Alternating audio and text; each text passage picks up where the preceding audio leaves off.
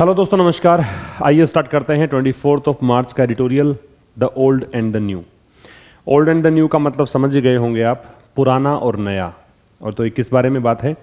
ये pension scheme की बात है। जो एनपीएस और ओपीएस है उसके बारे में बात है। जो नई पेंशन स्कीम है वर्सेस जो ओल्ड पेंशन स्कीम है उसके बारे में हम चर्चा करेंगे। इसका पीडीएफ आप प्राप्त कर सकते हैं टेलीग्राम चैनल से। लिंक आपको डिस्क्रिप्शन में दिया हुआ है। टेलीग्राम चैनल का एप्लीकेशन जो हमारी है आशीष क्लासेस एप्लीकेशन, उसका लिंक है। साथ में आपको लिंक मिलेगा इंस्टाग्राम का भी। हर प्लेटफॉर्म पे आप कनेक्ट हो जाइए। कहीं ना कहीं आपको बहुत सारी नई चीज़ें प्राप्त होती रहती हैं। अब यहाँ पे पीडीएफ तो मिलेगा ही, साथ में आपको वर्ड लिस्ट भी मिल जाती है साथ में। बस एग्जाम्पल सेंटेंसेस अगर आपको चाहिए होते हैं, और अगर आपको जो मैं लिख रहा हूँ यहाँ पे ये पीडीएफ चाहिए है, तो फिर आपको पेड कोर्स के लिए जाना पड़ेगा और वो मिलेगा आपको एप्लीकेशन आशीष क्लासेस पर। तो अब एंड तक सेशन को देखिएगा और हर चीज़ को नोट डाउन जरूर करना है। कुछ नए बच्चे हैं उनको बता देता हूँ कि अप्रोच ये रहता है इसमें कि एडिटोरियल में जो आपको ये दो अलग अलग कलर दिख रहे हैं, जो येलो कलर में अंडरलाइन पार्ट है वो सारे सब्जेक्ट हैं। इसमें कौन सी वर्ब लगेगी ये हम सीखते हैं। और यकीन मानिए कि अगर आप इस तरीके के प्रोसेस से गुजरते हैं तो सब्जेक्ट वर्ब अग्रीमेंट एक टॉपिक होता है ग्रामर में, वो आपको पढ़ना ही नहीं पड़ता अलग से। ये सब कुछ आपको समझ में आ ही जाता है। सब्जेक्ट को फाइंड आउट करना सीख जाते हैं, वर्ब निकालना आ जाता है। It means we understand how to make verbs and subject agree with each other. ठीक है। दूसरी चीज़ आपको यहाँ पे समझ में आती है कि जो रेड कलर दे रखा है ये डिफिकल्ट वोकेबलरी है। ये सब नोट डाउन करेंगे आप। ठीक है। साथ साथ में कुछ और नई चीज़ें होती हैं। ग्रामर का कोई कॉन्सेप्ट होता है वो हम डिस्कस करते हैं, तो ट्रांसलेशन भी हम करेंगे, ग्रामर भी सीखेंगे, वोकैब भी सीखेंगे, कॉम्प्रिहेंशन भी सीखेंगे। तो एक जो सेशन है 30 से 40 मिनट का, वो बहुत कुछ नया आपको सिखा देता है। तो देखिए विस्तार से पढ़ते हैं। The union finance ministries reiteration. पहला शब्द नोट डाउन करिए। रीइटरेशन का मतलब होता है रिपीट या कहें रीस्टेटमेंट। मतलब अगर आपने कोई चीज़ को फिर से दोहराया है, फिर से कोई चीज़ को आपने कहा है, तो उसको बोलेंगे रीइटरेशन। नाउन है क्योंकि TION दे रखा है। नाउन है क्योंकि अपोस्ट्रोफे के बाद है। अपोस्ट्रोफे ऊपर जो कॉमा लगती है उसको बोलते हैं। उसके बाद जो शब्द होता है वो नाउन होता है।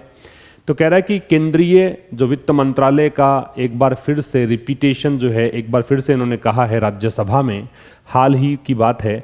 क्या कहा है कि ऑफ द लीगल पोजीशन, अपनी जो न्यायिक स्थिति है, कानूनी स्थिति है, उसको इन्होंने फिर से एक बार रीइटरेट किया है। इसको बोलते हैं इड एस्ट। आई का मतलब इड है, ई का मतलब EST है। जब आप कोई एग्जाम्पल देते हो तो उस समय इसका यूज करते हैं। तो ये क्या बताया है? The absence of any provision, कि कोई भी ऐसा प्रोविजन नहीं है। किस बारे में? टू अलाउ, अनुमति देने के बारे में। अनुमति किसकी देनी है? एक्यूमुलेटेड। नोट करिए, एक्यूमुलेटेड जो है वो होता है एक्रूड या गैदर्ड या कलेक्टेड। इसको हिंदी में बोलते हैं संचित। जो समय के साथ साथ धीरे धीरे इकट्ठा होता है उसको बोलते हैं एक्यूमुलेट। कॉपस है। कॉपस जो होता है वो एक प्रकार से फंड मान लो आप। ठीक है। तो संचित निधि कह सकते हो इसको आप।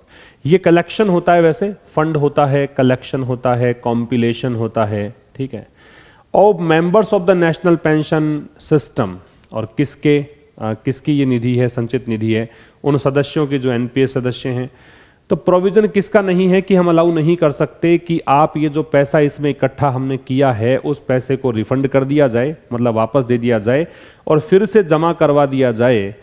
किसको दे दिया जाए? स्टेट्स को, राज्यों को। अब ये जो रीइटरेशन है, फिर से एक बात जो दोहराई है, ये शुड हैव। अब शुड जो है ना वो दो काम करता है। शुड एक मॉडल है, मॉडल के साथ बेस फॉर्म आती है। तो ये बात तो ठीक है कि मॉडल है तो हैव आ रहा है, बेस फॉर्म आ रही है, लेकिन काम दो करता है शुड। एक काम तो करता है सजेशन बताने का। मैं लिख देता हूं यहां पे, शुड जो है एक मॉडल है जो आपको या तो बताएगा सजेशन, और या फिर शुड आपको बताएगा स्ट्रॉन्ग पॉसिबिलिटी। मतलब एक प्रबल संभावना हो उसके लिए भी हम शुड लगा सकते हैं। और अगर आपको सजेशन की बात करनी हो, सुझाव या सलाह की बात करनी हो, तब भी आप शुड लगा सकते हैं। तो ये निश्चित रूप से एक क्या होना चाहिए? डिटरेंट इफेक्ट होना चाहिए। डिटरेंट जो है वो एडजेक्टिव है यहाँ पे। क्यों? क्योंकि आर्टिकल के बाद दो शब्द दे रखे हैं, ये एडजेक्टिव है और ये नाउन है, इफेक्ट। डिटरेंट का मतलब है डिस्करेजिंग। यहां लिख देता हूं, डिस्करेजिंग, हतोत्साहित करने वाला, या फिर आप इसे कहिए इनहिबिटिंग, रोकने वाला, या कहिए हिंडरिंग, रोकने वाला, रुकावट पैदा करने वाला। तो ये एक ऐसा प्रभाव होगा जो रुकावट डालेगा ऑन दोज स्टेट्स, और ये प्रभाव पड़ेगा किस पर, तो इफेक्ट नाउन है, ऑन लगता है इफेक्ट के साथ में। प्रभाव किस पर पड़ेगा? उन राज्यों पर। कौन से राज्य? जो सोच रहे हैं।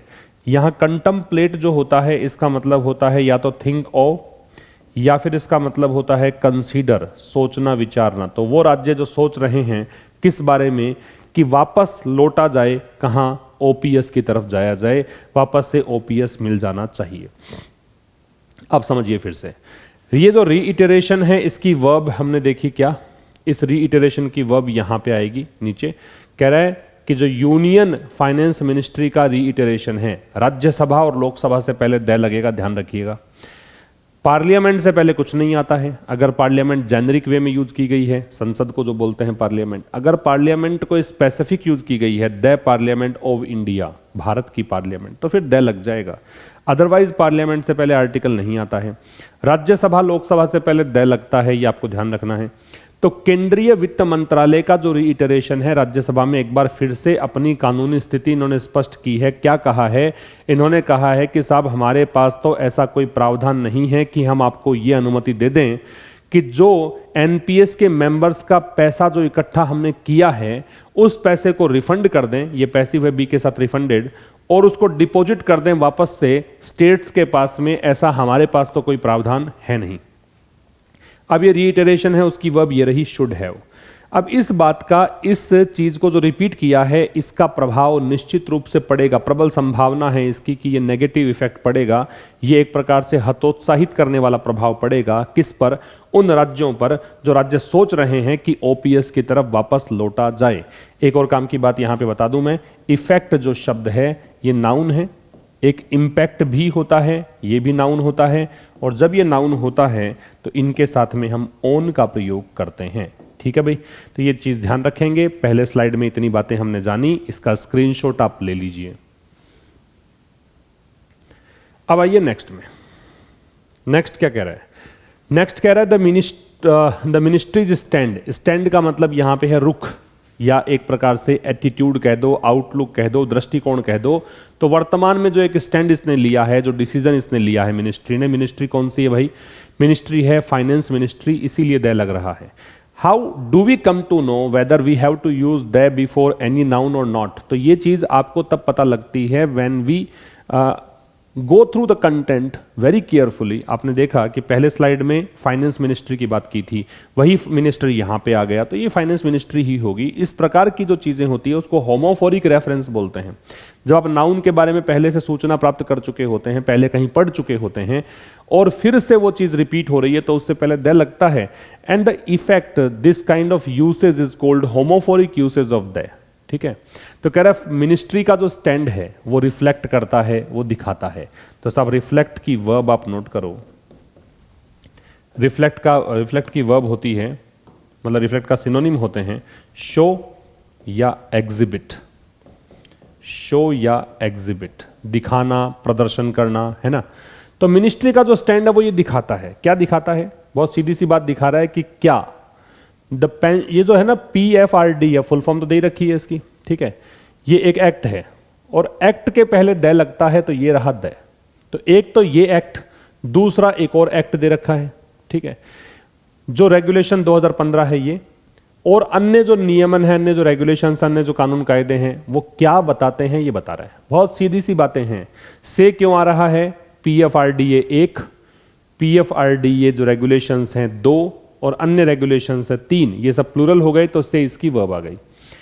तो मिनिस्ट्री का जो स्टैंड है वो ये दिखाता है कि भाई जो नियम है ना उसके अकॉर्डिंग ही हम बात कर रहे हैं, हमारा लीगल स्टैंड बता रहे हैं, कुछ हमारे मन से नहीं कह रहे हैं। ठीक है, एक्ट के पहले द लगेगा, इसमें खास बात ये थी। एक और खास बात है, अदर के साथ में नाउन प्लूरल आता है। तो आपको बता दूं कि अनदर, अदर और the other, there are 3 things, another, other और द अदर। जो अनदर है इसके साथ में नाउन आता है सिंगुलर, जो अदर है इसके साथ नाउन आता है प्लूरल। और एक खास बात यह ध्यान रखना कि दोनों ही जेनरिक हैं, दोनों ही सामान्य प्रयोग हैं, जेनरिक रेफरेंस है। ठीक है, ये जेनरिक रेफरेंस है। अगर स्पेसिफिक रेफरेंस हुआ तो ये जो द अदर है ना, इसके साथ सिंगुलर भी आ सकता है और प्लूरल भी आ सकता है। ये स्पेसिफिक है, कुछ विशेष की बात करोगे तब की बात है। तो ये है स्पेसिफिक रेफरेंस और इसमें हम द लगाते हैं। यहां सिंगुलर प्लूरल आवश्यकता अनुसार आ सकता है। समझ में आ रही है बात आपको? आगे देखिए, the centre has also, centre की वर्ब है वो हैज बीन मेकिंग, ये है। तो केंद्र सरकार भी इसे स्पष्ट कर रही है फॉर द राइट रीजंस, और लेखक कह रहा है कि कारण भी सही बता रही है।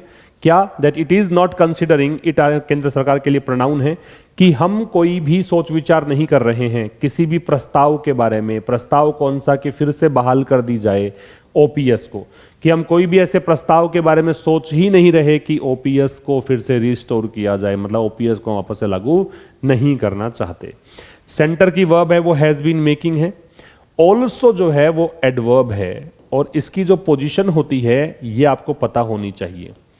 ऑल्सो कहां लगेगा? या तो लगेगा, मैं यहां पे लिख देता हूं इसको, ऑल्सो जो है वो या तो लगेगा मैन वर्ब से पहले, जैसे कि यहां पे आप देख ही रहे हैं बीन मेकिंग है, इससे पहले लग रहा है, या फिर हेल्पिंग वर्ब के बाद में मान लीजिए मैन वर्ब से पहले लगेगा, या ऑल्सो लगेगा हेल्पिंग वर्ब के बाद में, ठीक है, या फिर सेंटेंस से पहले।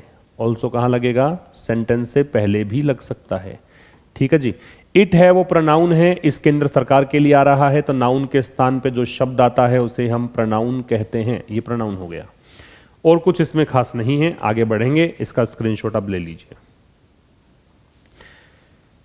आगे कह रहा है कि as experts and the Reserve Bank of India point out, point out का मतलब होता है कोई चीज की तरफ इशारा करना, ठीक है। तो कह रहा है कि जिस तरीके से जो एक्सपर्ट्स हैं और आरबीआई हैं वो पॉइंट आउट कर रहे हैं, वो इशारा कर रहे हैं कि दो एनुअल सेविंग, जो वार्षिक बचत है, किसमें? फिस्कल रिसोर्सेज में। फिस्कल रिसोर्सेज का मतलब वित्तीय जो साधन हमारे पास हैं उनमें, दैट ए रिवर्सन। अब ये क्या कह रहे हैं? ये कह रहे हैं कि जो रिवर्सन है, रिवर्सन का मतलब रिवर्स होने का प्रोसेस, वापस जाने का प्रोसेस, किस तरफ? ओपीएस की तरफ। ये रिवर्सन इंटेल करता है, इंटेल का मतलब लिखो इन्वॉल्व, या करो इनकम्पास, मतलब शामिल करना। तो इसमें शामिल जो भी है, ठीक है, जो भी रिवर्सन ओपीएस की तरफ जाएगा वो शॉर्ट लिव्ड है। शॉर्ट लिव्ड है मतलब क्षणिक है, अल्पकालिक है। समझ में आ रही है? कम समय के लिए है। शॉर्ट लिव्ड का मतलब ये है। तो एक्सपर्ट्स और रिजर्व बैंक ऑफ इंडिया की वर्ब तो है पॉइंट आउट। एनुअल सेविंग जो है इन फिस्कल रिसोर्सेज, वित्तीय संसाधनों में जो भी हमारे पास वार्षिक बचत है, जो कि अब ये बचत ही तो जाएगी इस ओपीएस में, अगर ओपीएस में आ गए तो ये बचत चली जाएगी, तो ये तो शॉर्ट लिव्ड है, ये तो कम समय के लिए ही बची हुई है, हमारे पास ज्यादा पैसा नहीं है, ठीक है। The potential fiscal benefit, potential का मतलब संभावित, तो क्या लिखोगे? पॉसिबल।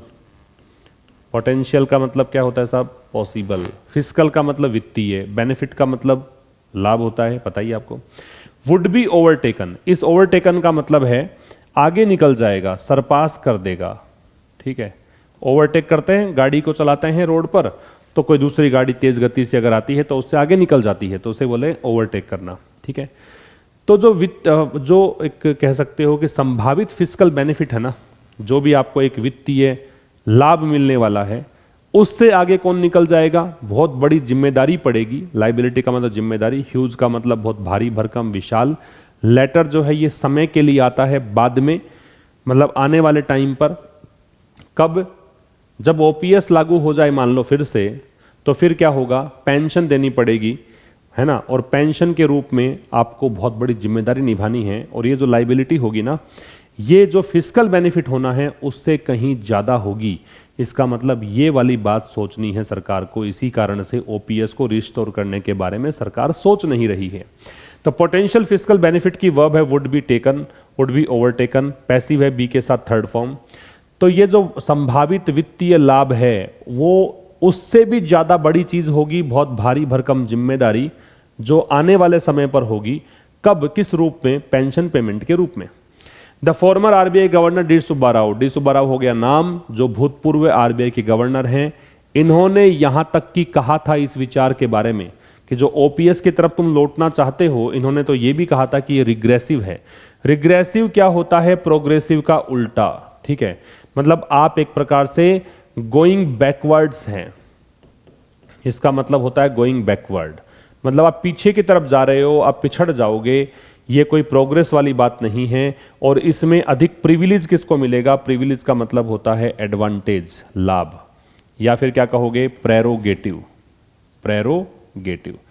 इसमें जो लाभ मिलेगा वो किसके लिए होगा? गवर्नमेंट सर्वेंट्स के लिए होगा। देन द पब्लिक, जनता को लाभ नहीं होगा, सरकारी कर्मचारियों को लाभ होगा। Many of whom have no social safety net, और लोगों की बात कर रहा है कि ये लोग जो हैं इनको कोई सामाजिक सुरक्षा नहीं है। बहुत सारे ऐसे लोग हैं जिनको कोई सामाजिक सुरक्षा नहीं मिली हुई है, वो सोशल सेफ्टी नेट में नहीं आते हैं, तो फिर इनका कौन सहारा होगा? फॉर्मर आरबीआई गवर्नर जो है, इसकी वर्ब तो है कॉल्ड। जो भूतपूर्व आरबीआई गवर्नर हैं, नाम है डी सुब्बा राव। इन्होंने तो यहां तक की कहा, इवन कब लगाते हैं? जब स्ट्रेस डालना होता है। इवन तब लगाते हैं जब आपको मतलब इम्फेसाइज करना होता है कि यहां तक ही कह दिया कि जो तुम्हारा विचार है वो कैसा है? वो विचार रिग्रेसिव है, प्रोग्रेसिव का उल्टा है। और इसमें ज़्यादा लाभ किसके लिए होगा? गवर्नमेंट सर्वेंट्स के लिए। चूंकि मोर आ रहा है डिग्री कंपैरेटिव, तो देखो देन भी आ रहा है। किसकी तुलना में? पब्लिक की तुलना में। और पब्लिक के लिए कह रहा है, इस पब्लिक में बहुत सारे ऐसे लोग होंगे जिनके पास सोशल सेफ्टी नेट नहीं है। इस मैनी की वर्ब है हैव, नो है डिटर्मिनर, सोशल है एडजेक्टिव, सेफ्टी नेट है, ये पूरा है नाउन, और ये कंपाउंड नाउन है क्योंकि यहाँ पे सेफ्टी भी नाउन है और नेट भी नाउन है। तो जब दो नाउन है, एक से ज़्यादा नाउन अगर होती है तो उसे कंपाउंड नाउन कहा जाता है। स्क्रीनशॉट ले सकते हैं। हाउएवर, हालांकि, the issue refuses to die down. Die down का मतलब होता है लेस स्ट्रॉन्ग होना, टू बी लेस स्ट्रॉन्ग। यहां लिख दूं डाई डाउन, क्या मतलब है इसका? इसका मतलब है टू बिकम लेस स्ट्रॉन्ग। मतलब जो एक प्रबलता है वो कम पड़ जाना, कमजोर पड़ जाना। तो ये मुद्दा जो है ना, ये कमजोर पड़ नहीं रहा है, ठीक है। तो ये रिफ्यूज मना करना होता है। तो ये मुद्दा तो मतलब इनकार कर रहा है, कमजोर पड़ने से मुद्दा तो उठता ही जा रहा है। क्यों? क्योंकि गवर्नमेंट एम्प्लॉइज और वो लोग जो गवर्नमेंट कंट्रोल्ड एंटरप्राइजेज में हैं, चाहे सरकार के कर्मचारी हों या कोई सरकार के द्वारा नियंत्रित किसी भी उद्यम, व्यवसाय, एंटरप्राइज क्या होता है? व्यवसाय कह सकते हो, प्रोजेक्ट कह सकते हो, उसमें लग रहा है वो लोग क्या कर रहे हैं? लड़ रहे हैं। किसके लिए? इसके लिए। इसके किसके लिए? ओपीएस के लिए, ठीक है। इश्यू की वर्ब रिफ्यूजेज है, गवर्नमेंट एम्प्लॉइज और दोज। अब ये दोज को ही मानो क्योंकि और आ गया, तो बाद वाले शब्द को मानकर हम वर्ब लगाते हैं। दोज की वर्ब है हैव बीन फाइटिंग। तो हालांकि जो इश्यू है वो मना कर रहा है डाई डाउन करने से, मतलब ये मुद्दा धीमा पड़ नहीं रहा है, क्योंकि सरकार के कर्मचारी और वो लोग जो कि सरकार के द्वारा नियंत्रित किसी व्यवसाय या प्रोजेक्ट में हैं, वो लड़ रहे हैं ओपीएस के लिए। बी इट महाराष्ट्र, ये बी इट कब लगाते हैं? चाहे ऐसा हो, चाहे ये हो। उदाहरण देने के लिए, तो चाहे महाराष्ट्र की बात कर लो, या उत्तर प्रदेश की बात कर लो, या कर्नाटका की बात कर लो। यहाँ पे जो कर्मचारी है, स्टाफ है, देखो स्टाफ जो है ना वो प्लूरल फॉर्म में दे रखा है। यहाँ पे स्टाफ के साथ में प्लूरल वर्ब आती है। तो इन्होंने क्या कर दिया है? स्ट्राइक कर दी है। ये स्ट्राइक की थर्ड फॉर्म है। स्ट्राइक हड़ताल कर देना, second form struck, third form struck. आप सोचोगे कि साहब ये तो नाउन होना चाहिए, बिल्कुल सही सोच रहे हैं आप। नाउन भी होता है, वर्ब भी होती है। स्ट्राइक के तीनों फॉर्म स्ट्राइक, स्ट्रक, स्ट्रक होती है, ठीक है। तो स्टाफ जो है ना उसने क्या कर दिया है? हड़ताल कर दी है। डिमांडिंग, और इसमें मांग कर रहे हैं स्टाफ, अमंग अदर्स, बाकी चीजों के बीच, द री इंट्रोडक्शन ऑफ द ओपीएस। क्या डिमांड कर रहा है? कि वापस से इसको इंट्रोड्यूस करो, वापस से लागू करो ओपीएस को, ये इनकी डिमांड है। But they are concern about the uncertainty over the amount. लेकिन उनकी जो चिंता है, दे आर कंसर्न, उनकी चिंता किस बारे में? अनिश्चितता के बारे में। अनिश्चितता किसको लेकर? कि जो पेंशन मिलने वाली है ना, over the amount of pension, कि कितनी पेंशन मिलेगी, किसके तहत? एनपीएस के तहत। वो चिंता इज है, जेन्युइन, जायज है, वास्तविक है, रियल है। जेन्युइन क्या होता है? रियल, जेन्युइन का उल्टा क्या होता है? फेक। ठीक है, लेकिन लेखक कह रहा है देखो सीधा सीधा जोड़ो, दे आर कंसर्न और ये जोड़ दो इज, लेकिन उनकी चिंता क्या है? जेन्युइन है। ठीक है, एज क्योंकि दे आर जस्टिफाइड, क्योंकि वो जस्टिफाइड है। जस्टिफाइड का मतलब है उनकी बात जो है ना वो ठीक है। जस्टिफाइड का मतलब क्या होता है? कि उनकी बात है वो बिल्कुल सही है। कैसे? उनकी बात जस्टिफाइड है इन एस्पायरिंग। एस्पायर क्या होता है? डिजायर करना। एस्पायर क्या होता है? डिजायर। डिजायर लॉन्ग भी कह सकते हो, मतलब उनकी इच्छा जो है, और इनके साथ फोर लगता है, ध्यान रखें। डिजायर हो, एस्पायर हो, इनमें फोर लगता है, देखो यहां भी लग रहा है, क्योंकि वो जस्टिफाइड हैं in aspiring for a quality retired life, क्योंकि वो चाहते हैं कि उनकी जो रिटायर्ड लाइफ हो, सेवानिवृत्त जीवन हो, वो क्वालिटी वाला हो, अच्छा जीवन बीते। ये सही भी है। ठीक है, दे की वर्ब है आर, जस्टिफाइड यहां पे है एडजेक्टिव, कॉम्प्लीमेंट है, पास्ट पार्टिसिपल है, और रिटायर्ड यहां पे एडजेक्टिव है, ये भी पास्ट पार्टिसिपल है, लाइफ यहां पे नाउन है। ठीक है, आगे चलें।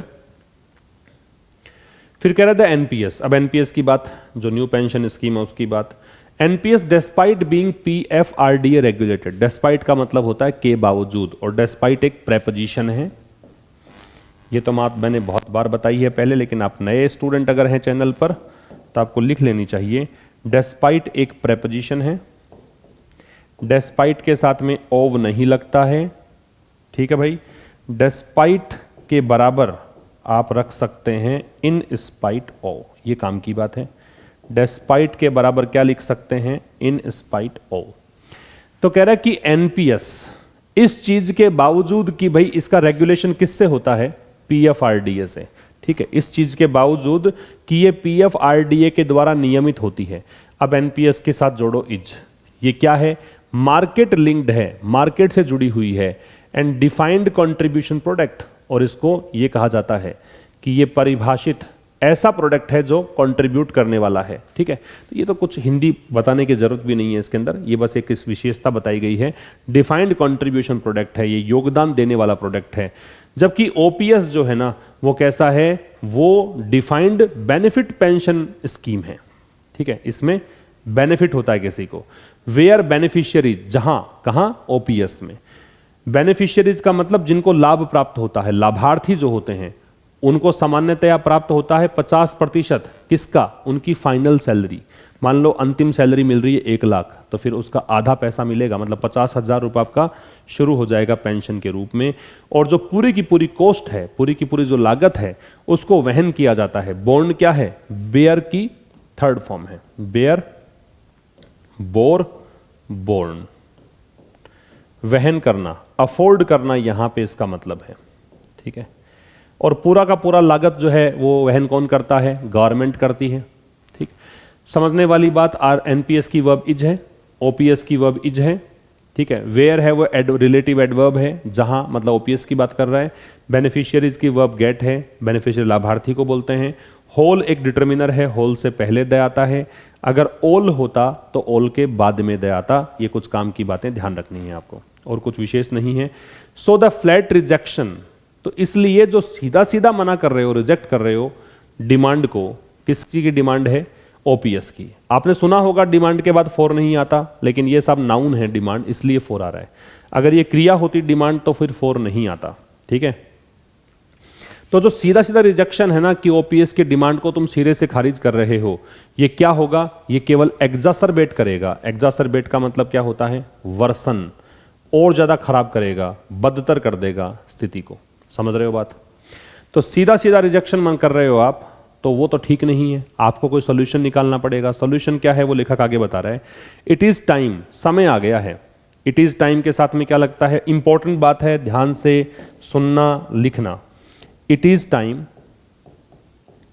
या फिर इट इज हाई टाइम, या इट इज अबाउट टाइम।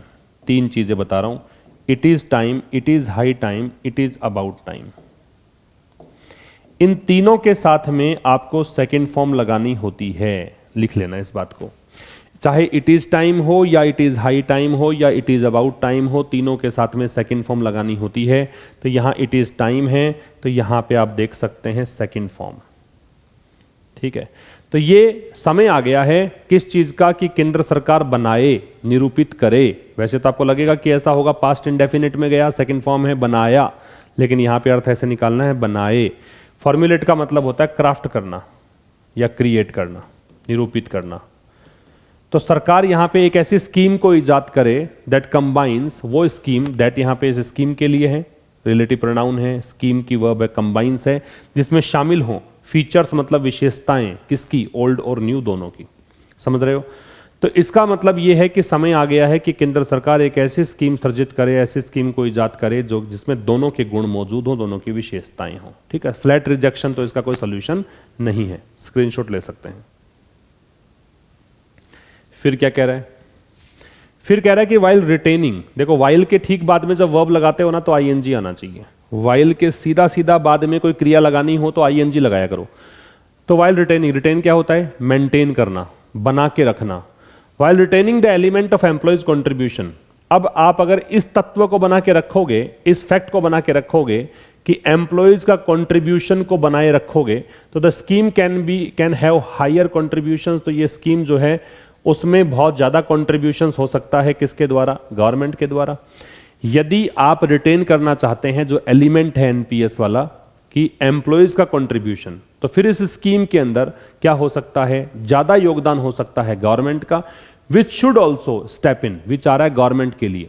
और गवर्नमेंट को क्या करना चाहिए? शुड यहां पे सुझाव दे रहा है, शुड सजेशन या एडवाइस बता रहा है, जिसको कि स्टेप इन करना चाहिए। स्टेप इन क्या होता है?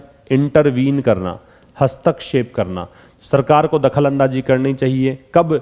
जब रिटर्न्स मतलब मुनाफा, डू नॉट इंश्योर, इंश्योर का सुनिश्चित करना, जब मुनाफा जो है प्रेस्क्राइब्ड का मतलब जो स्टिप्यूलेटेड है, जो निर्धारित है, जो मिनिमम पेंशन अमाउंट होना चाहिए, न्यूनतम पेंशन की राशि अगर नहीं मिलती है तो गवर्नमेंट को फिर हस्तक्षेप करना चाहिए, गवर्नमेंट को फिर सपोर्ट करना चाहिए, सहयोग करना चाहिए।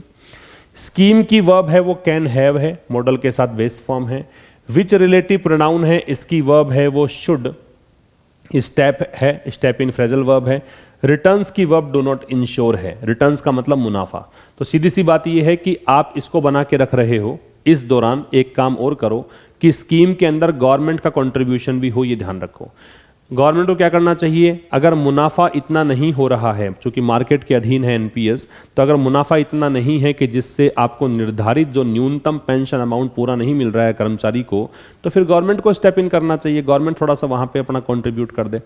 अब proposal bye Andhra Pradesh last year, एक प्रपोजल दिया गया था पिछले वर्ष आंध्र प्रदेश के द्वारा, और उस प्रपोजल को वो डिजर्व करता है प्रपोजल कि उसकी तरफ ध्यान दिया जाए। ठीक है ना, वो प्रपोजल डिजर्व करता है कि उस तरफ ध्यान दिया जाए। Holding on to the contributory character of the NPS, अब एनपीएस का कैरेक्टर क्या था?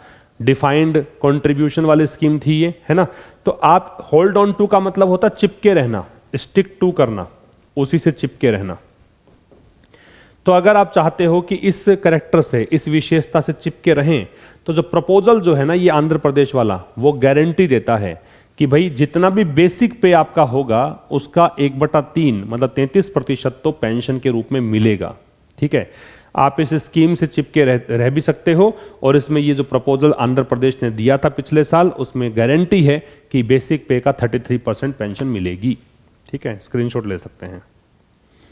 और फिर कह रहा है इफ रिक्वायर्ड, और अगर जरूरत पड़ी, it can be improved upon. Improved upon का मतलब होता है सुधारा जा सकता है और बेहतर बनाया जा सकता है।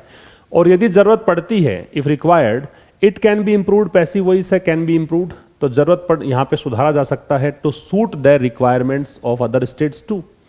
तो फिर जो अन्य राज्यों की आवश्यकता है ना, उसके साथ भी तालमेल बिठाया जा सकता है। सूट का मतलब यहां पे है तालमेल बिठाना, उनके समक्ष, उनके समानांतर, या जो वो उनके कह सकते हो अनुरूप काम करना। ठीक है, तो यदि आवश्यकता हुई तो इस चीज को और बेहतर बनाया जा सकता है। किस लिए? ताकि अन्य राज्यों की जो आवश्यकताएं हैं उनके साथ भी तालमेल बिठाया जा सके।